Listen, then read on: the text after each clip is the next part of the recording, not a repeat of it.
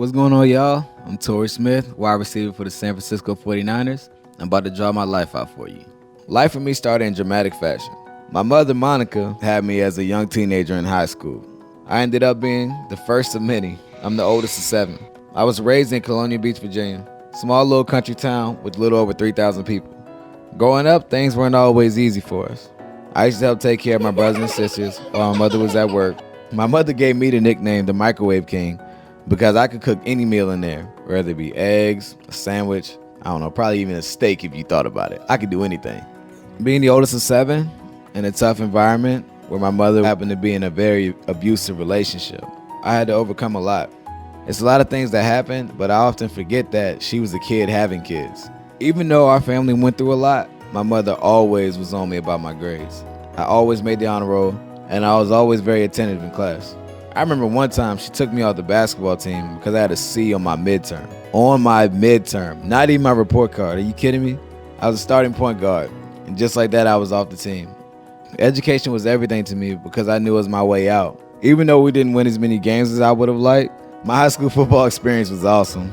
There was nothing like getting dressed up on Friday, wearing your jersey or your khakis, and everyone knowing that you were a part of something special. You were a part of a team. You were a part of a family. I learned some of my most valuable lessons in life and as a man in that locker room and through that experience in high school. Everything was looking all good until this one day in the summer I decided to go play basketball. Long story short, I broke my leg. So instead of going to UVA and earning a scholarship that I knew I was sure to get, I was spending my summer months laying in the bed with my brothers picking on me, knowing that I couldn't catch them, and also looking at my future as a college football player going out the window. It was during that time when I was getting recruited by a lot of the East Coast schools. They kind of backed up. But there was one school that stayed there and supported me the whole way. That was the University of Maryland. I'll never forget when they told me that, hey, we're going to offer you a scholarship. In college, everything was fun. To have the opportunity to play in front of thousands of people each and every week, I loved it. At the University of Maryland, I grew into a man. I did what I was supposed to do as a player, but to graduate with my degree in criminal justice, that was why I went there. Being the oldest of my siblings, to be able to set the example and graduate was a special moment. It was the first time I almost cried of happiness, but I didn't. I held up like a champ. My number one goal was accomplished when I was able to walk across the stage at the University of Maryland. But I guess I would get in trouble if I didn't say the best thing that happened to me there was meeting my wife. We both went to the University of Maryland. She ran track, I was a football player. And she didn't know it at the time, but she was helping me get through some of the darkest times of my life. My mother was incarcerated, and my grandmother was taking care of all the kids at home.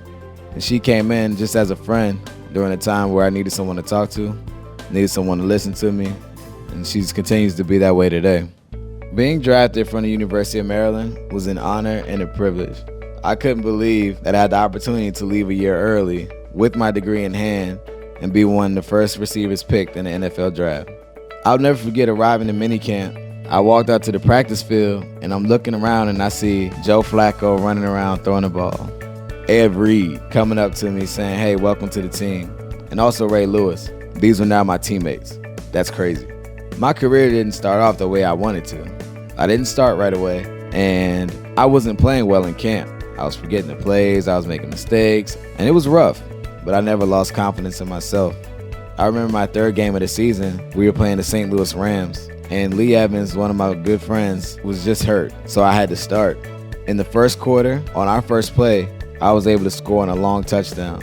It wouldn't be my only touchdown of the quarter. I ended up scoring 2 more times, being one of the first people to ever score 3 touchdowns in 1 quarter.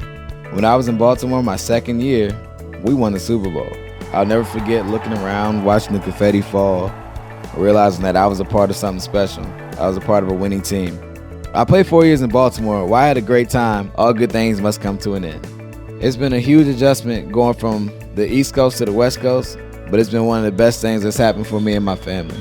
We've had the opportunity to impact an entirely different community in the Bay Area. Even though I play for the San Francisco 49ers, Baltimore City will always have a piece of my heart. I will always be committed to that city because that city was committed to me. The mission of the Torrey Smith Family Fund is to help any and everyone that we can, specifically students in education. There's going to be a day when I have to hang up my cleats and I'm not going to be fast anymore. And when that happens, the Family Fund will still be there.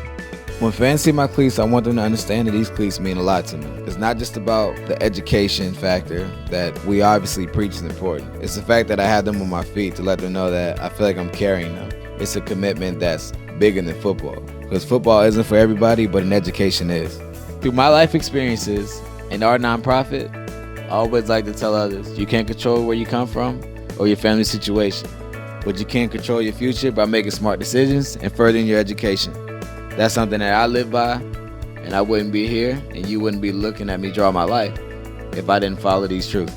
In Week 13, NFL players around the league will proudly display their charitable causes on their game day cleats. Learn more about these personal tributes at NFL.com/mycausemycleats and on Whistle Sports.